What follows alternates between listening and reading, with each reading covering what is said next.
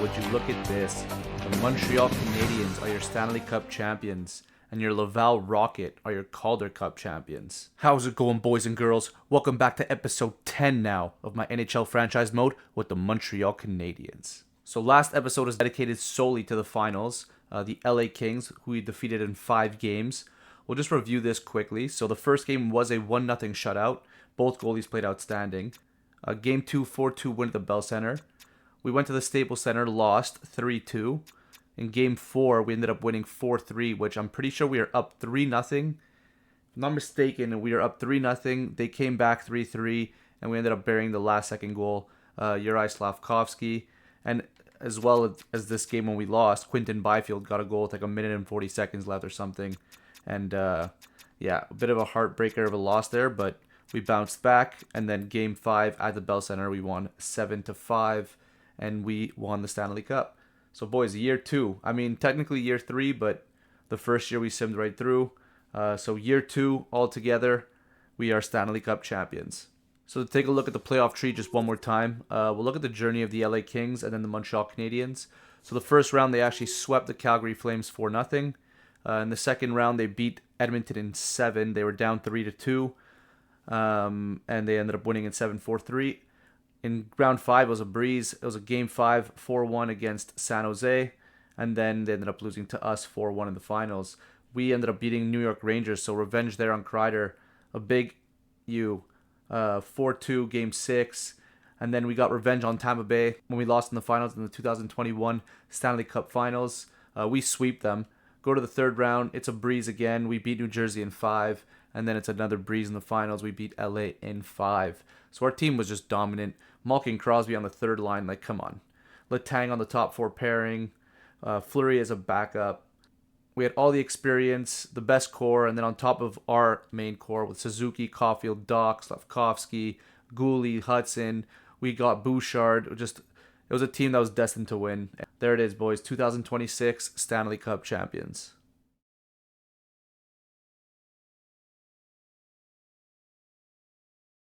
So let's go over the awards here. Montreal Canadiens are your Stanley Cup champions once again.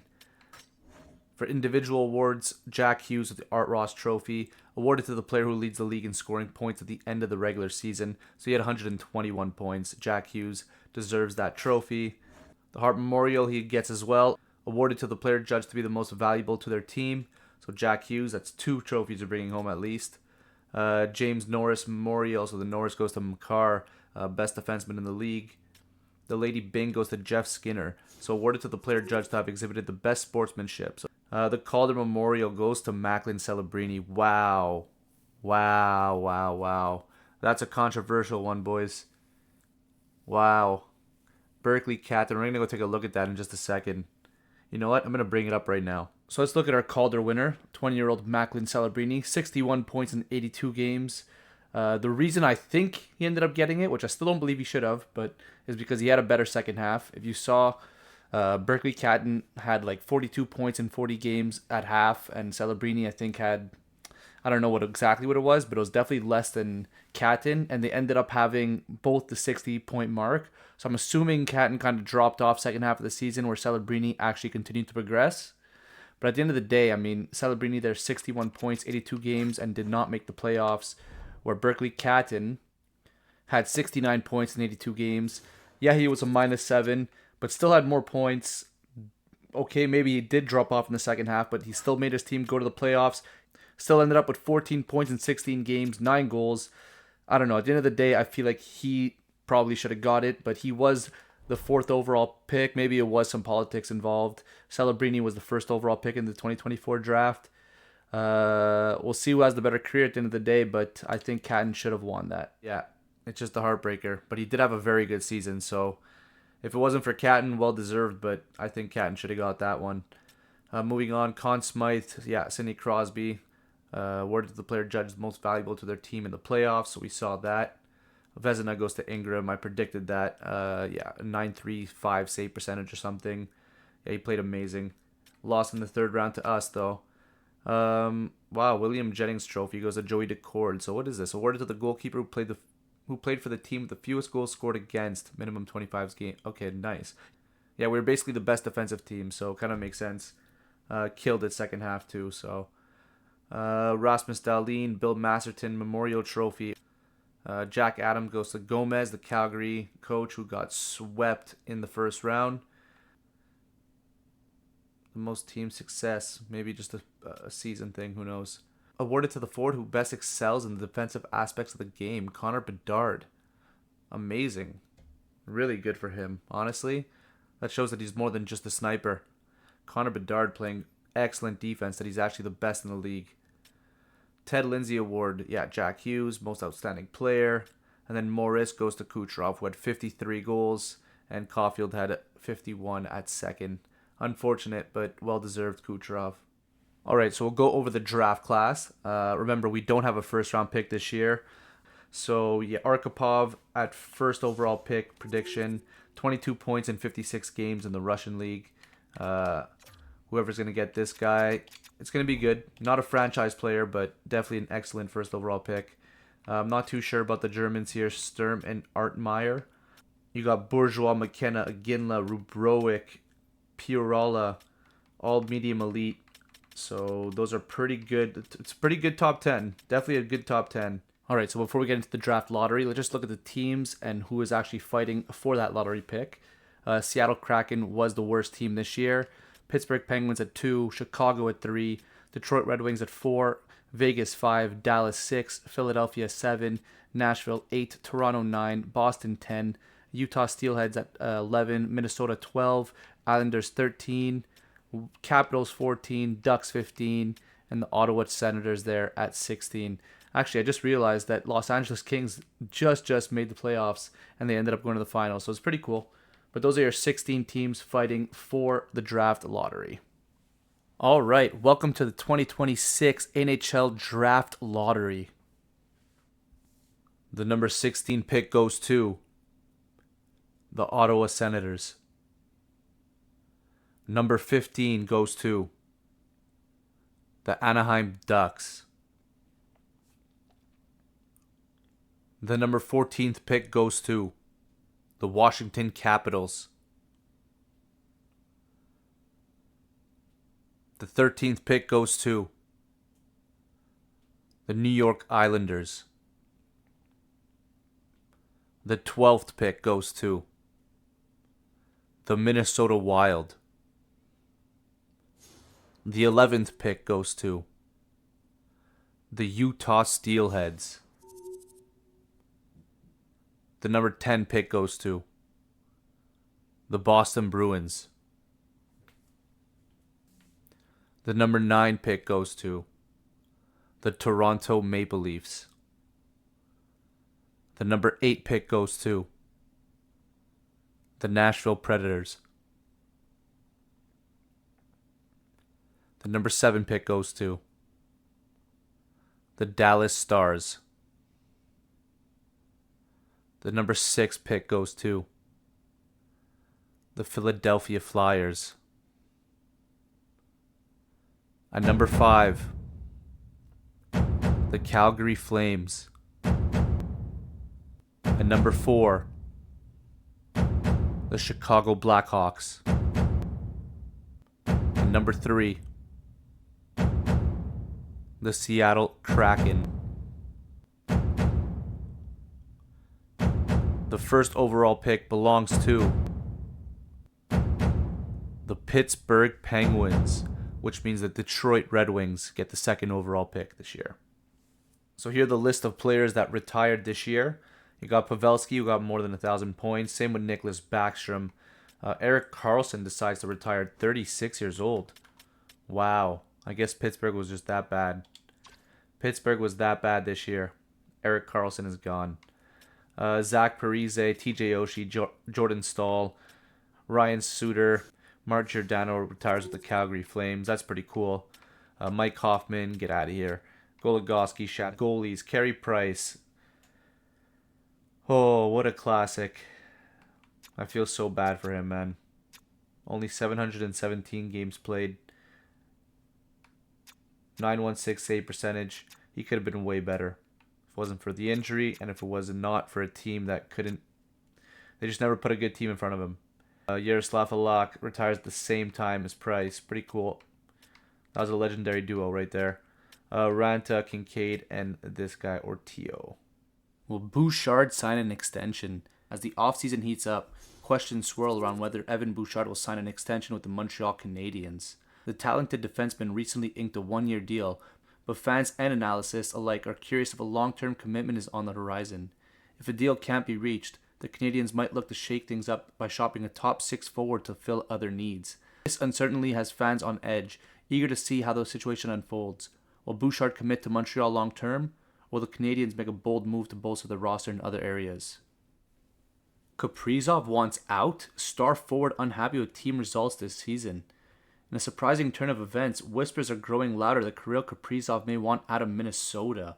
The Wild finished the season with a disappointing 37-33-12 record, missing the playoffs and leaving fans frustrated. Kaprizov, the team's star forward, managed only 66 points this season, far below expectations. Yeah, definitely far below.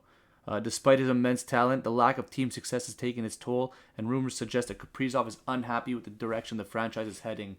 This development has left Wild fans anxious about the future, fearing the potential loss of their most dynamic player.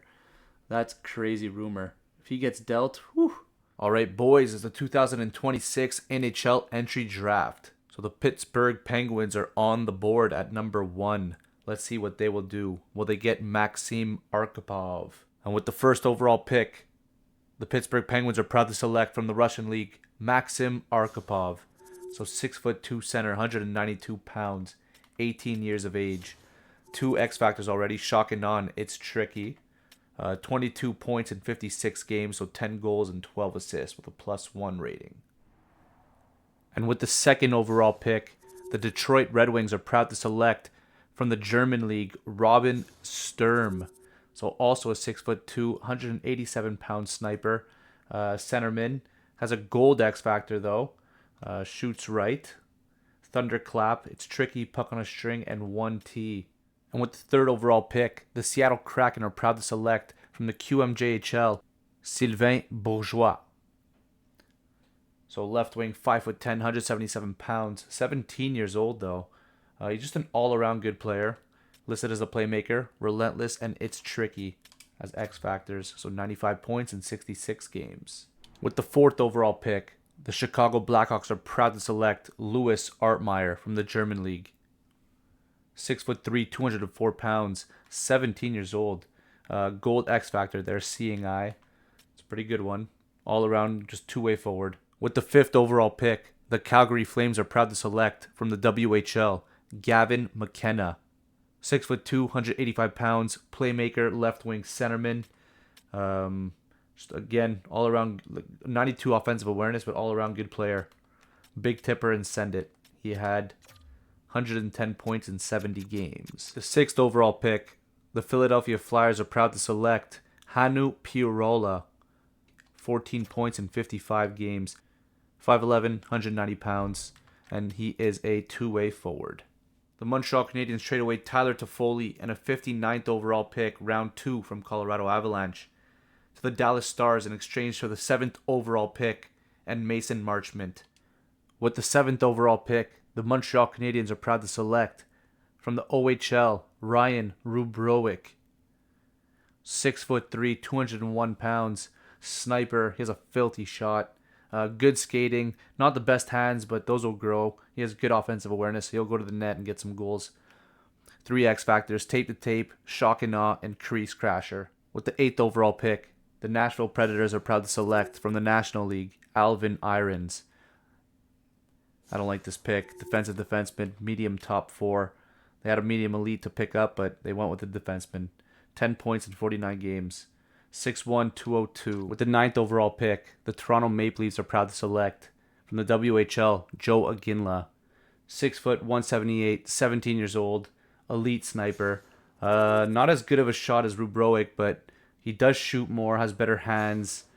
Offensive awareness isn't as high, but I think three X Factors: make it snappy, shrug it off, shock and awe. I don't know why I didn't check this before I drafted, but 59 goals, 72 assists, 131 points. I'm quite rattled, to be honest with you. With the 10th overall pick, the Boston Bruins are proud to select from the Russian League Vitaly Kabinov, offensive defenseman, 5'10", 182, 17 years old. Has some good stats there, good skating, good offensive awareness.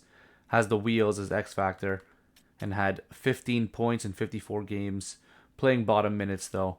So it's a decent pick for the Boston Bruins. We have a trade to announce. The Utah Steelheads trade away Oscar Lindblom and Lawson Krause to the Nashville Predators in exchange for UC Saros. Alright, so we'll just go through the draft like this now. If there's any big names or big like high potentials that pop up, I'll double check. But so far, it's just medium top sixes and medium top fours. Let's see who ends up panning out to be something in the league. Yeah, it kind of drops off near the end of the first. Second round, medium top six, not too bad. Another medium top six. Couple medium top sixes. It's our pick. So you know what? I'll do this pick and we'll end the draft here. Alright, our pick was garbage. Medium top six. Alright, so we're going to end the draft here, boys. It's a 2026 re-sign phase. Here's the list of the people we had re-signed and released. So we'll go over the people we signed. Perron to a 1 times 2.750. Fox to a 1.25. The rest are two-way contracts. The signings on D, we got Carl Braun at an entry-level deal. Logan Mailloux we signed to a 5 times 4.250. And Casey Fitzgerald and Will Butcher we had signed to an AHL contract. The goalies, we have Jaden Durkinson at an entry level and Fleury at a 1-year, 2.5 mil. 41 years old, so he's still going strong. The people we had released, unfortunately, we had to say goodbye to Evgeny Malkin. I guess he could have played third line once again, but that means Emil Heineman would be our fourth liner. But I want to give him the minutes to get at least top 9. I feel like he could become an 83, 84 player getting 40, 50 points. So, yeah, Malkin is going to be released at age 39. Jake Evans released. Curtis Douglas, Marchment, and Okposo are released. On defense, we have Montipalo and Struble getting released. And no goalies released on, in goalies. No one we have to release. Welcome to the 2026 free agency. It's July 1st, boys.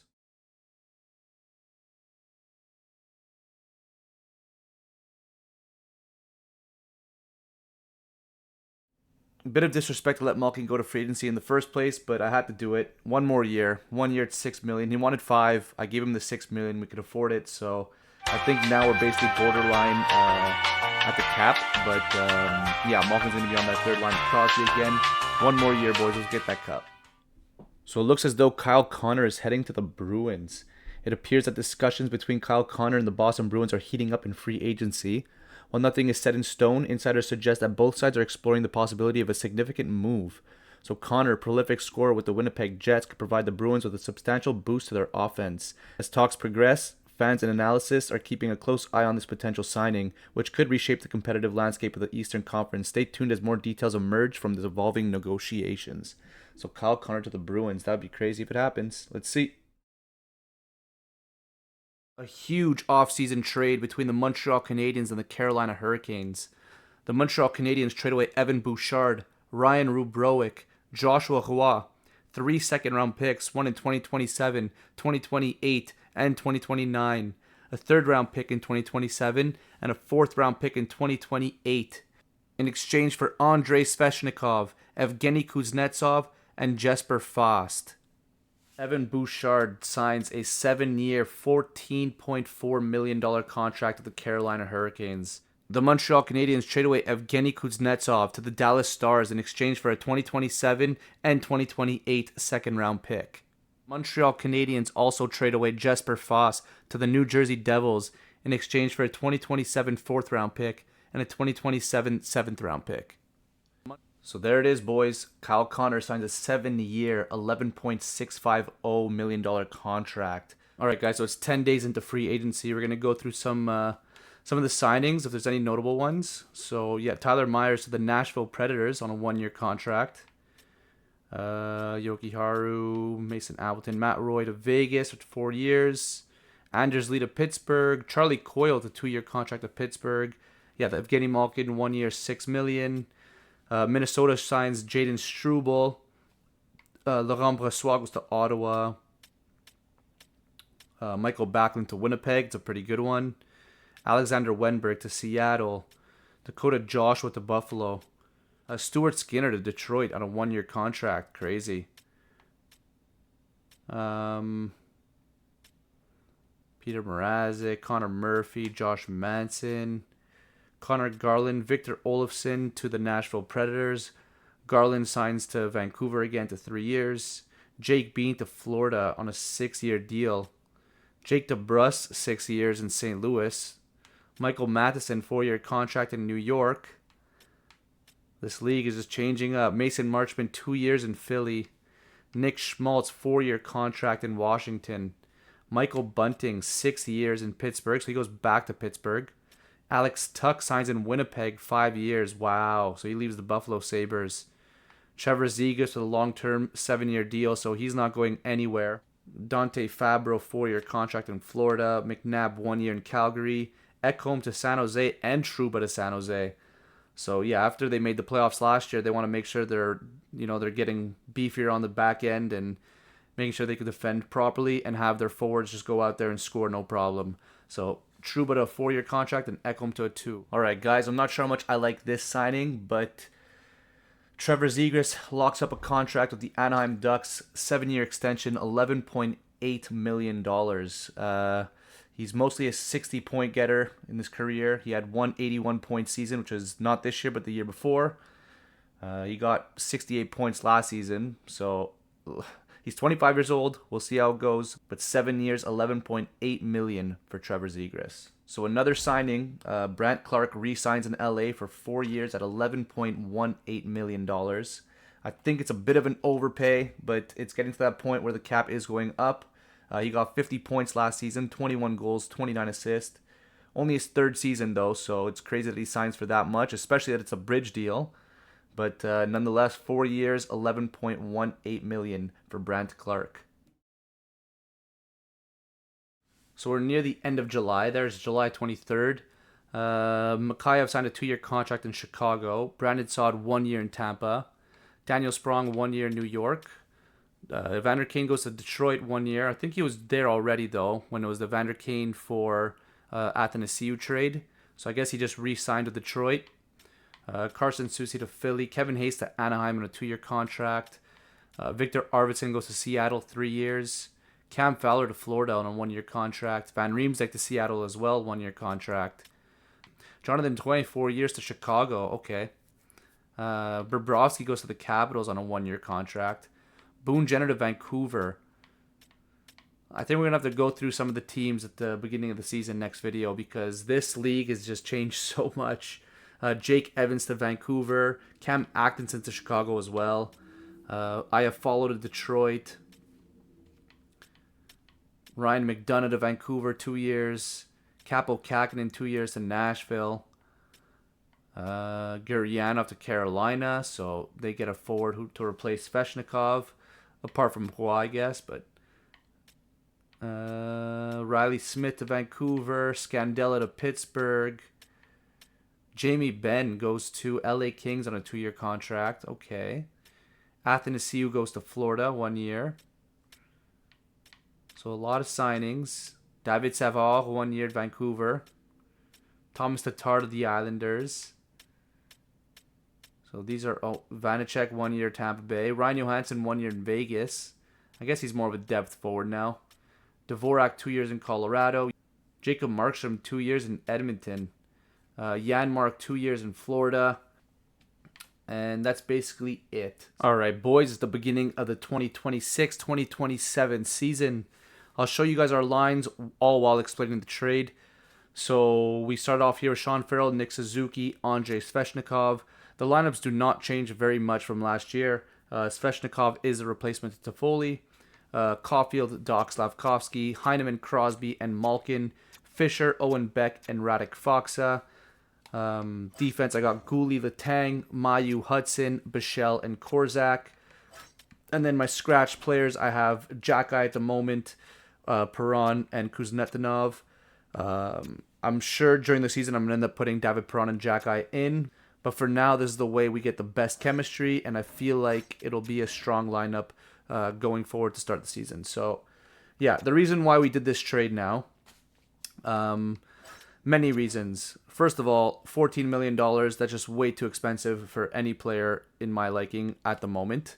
My highest paid player is Sidney Crosby. Apart from Nick Suzuki, the only one who should be getting paid more than him is Sidney Crosby, and rightfully so, it is that. He's at an 8.4, basically an 8.5 for 1 year. The highest paid player after that is Nick Suzuki at 7.875.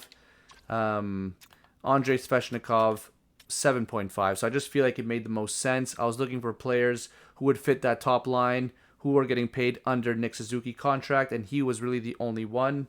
I was looking into guys like Kaprizov or DeBrincat, but the $10 million cap hit on Kaprizov, even Kyle Connor, I was thinking of maybe signing for him. I want Nick Suzuki to be the highest paid player, apart from Sidney Crosby at this point, but it leaves room also for Logan Mailloux now to come into the lineup, so I don't need Bouchard to be the guy.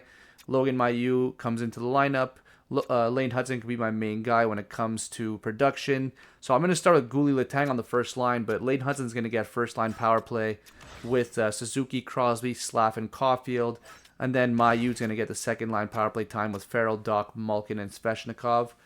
So we'll see how it goes. This is how we're going to start the season, boys. Anything can change. Anything can happen. I think it's a strong lineup to start, so this is what it's going to be. Also, another reason why I made that trade too is because Joshua Roy wanted to get traded. They get a forward in return, so they're not losing out. They still have Nietzsche. They still have Seth Jarvis. They still have Gensel who could shoot the puck. They had no defense, though. They had, I think, Brent Burns was their best one. He's like 40, 41 years old at this point. So, yeah, it just makes sense when it comes to the trade, the salary, and everything. They could afford Bouchard more. I had to let go of Tyler Toffoli because I couldn't keep Toffoli and Bouchard. I can't keep Toffoli and I could only afford one player, right? So it just made sense to trade away Toffoli. I got the 7th overall pick. I couldn't get the trade done in time, so I drafted with the pick. And at the end of the day, I ended up trading for Svechnikov with it anyway. It was a bit of an overpay. I mean, I did give a lot of picks. It was a 7th overall pick and Bouchard, but it kind of makes sense when it comes to the value of this contract as well. It allows us to sign other players, fill out the rest of our team, and build a stronger team overall. So I'm not worried about it at all. Svechnikov got 90 points last season, 39 goals. So he could be more of a sniper than Toffoli was last year. Maybe he'll take a bit of goals away from Caulfield, but if he could get himself another 40-goal season potentially, and Svechnikov as well, then I'd be happy with that, and we'd be producing on both lines. And I'm sure the third line's going to produce as well. So, boys, that's our lineup to start the 2026-2027 season. So our captains and assistants are Nick Suzuki on captain, of course, Crosby assistant, and then I ended up putting Letang A. I was thinking Goulet or Hudson, but I'll give it a bit more time. Maybe Letang's going to probably retire at the end of this year or the season after, and then I could give it to either Hudson or Goulet. One thing I really that kind of pissed me off last episode was Evgeny Malkin was number 70 in the game, but I have him at 71 now. And that's basically it. That's our captains and assistants for the season. So it's September 27, 2026. It's about a week away from the preseason games. I'm going to end off the video here. Hope you guys enjoyed this one. We were Stanley Cup champions last season, so I need to make sure that we start off on the right foot. We make the playoffs once again. We can't be going, on a Stanley Cup run and then the season after just falling off. So I think it made sense to swap Svechnikov with Toffoli. It makes our top six that much stronger. Yes, we lose on Evan Bouchard, but Logan Mailloux now is up, and our team is ready to go, boys. I'll catch you in the next one. Like, subscribe, comment, and apart from that, peace.